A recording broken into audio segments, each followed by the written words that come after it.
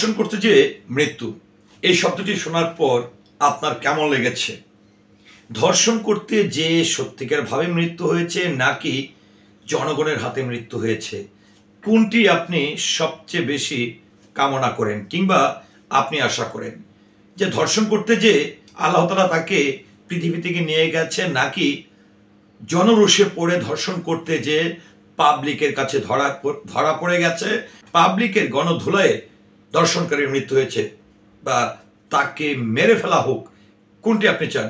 হ্যাঁ, সম্প্রতি একটি ঘটনা ঘটেছে, সেটি হচ্ছে যে 17ই মার্চ খিলক্ষেত অর্থাৎ ঢাকা খিলক্ষেতে একটি শিশুকে ধর্ষণের সন্দেহে একজন কিশোরকে গ্রেফতার করেন পুলিশ।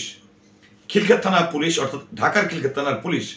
তো ওই খিলক্ষেত থানার পুলিশ যখন সেই কিশোর ধর্ষণকারীকে থানায় নিয়ে যাচ্ছিল, তখন সাধারণ জনগণ সেই পুলিশের গাড়িটি ঘেরাও করেন এবং পুলিশের গাড়িটি ঘেরাও করে সেই ধর্ষণকারী কিশোরকে সবাই পুলিশের কাছ থেকে ছিনিয়ে নেয় এবং গণধুলায় মৃত্যু হয় সেই ধর্ষণের সেই কিশোরটি, অর্থাৎ ধর্ষণকারী সেই কিশোরটি।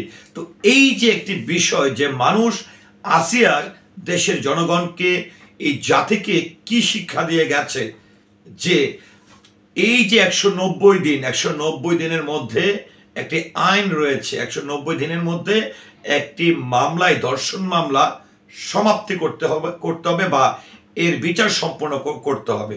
কিন্তু এত জঘন্য কাজ, এত নির্মম কাজ, এত হিংস্র প্রাণীর মতন কাজ করে 190 দিন বেঁচে থাকবে, এটি নিশ্চয়ই সাধারণ মানুষ, দেশের জনগণ আসিয়ার এই ধর্ষণের পর, আসিয়ার মৃত্যুর পর মেনে নিতে নারাজ।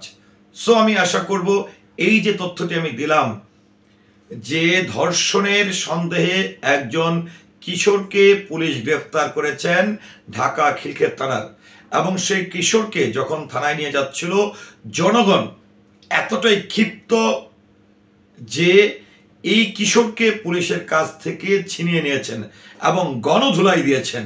সেখানে আদালতের প্রয়োজন হয়নি। তার মানে মানুষ কতটা ক্ষিপ্ত হয়ে আছেন এই ধর্ষণের বিরুদ্ধে, কতটা সোচ্চার হয়ে আছেন। সো আশা করব এই ধরনের অপকর্ম থেকে অবশ্যই আমরা অনেক দূরে থাকব। অবশ্যই ধর্ষণকারীদের বিচার হবে এবং আবারও এই ভিডিওটির মাধ্যমে এখানে যেরকম একজন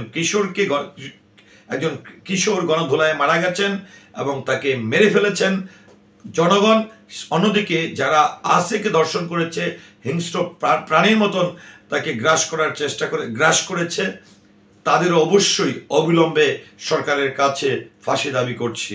আসসালামু আলাইকুম।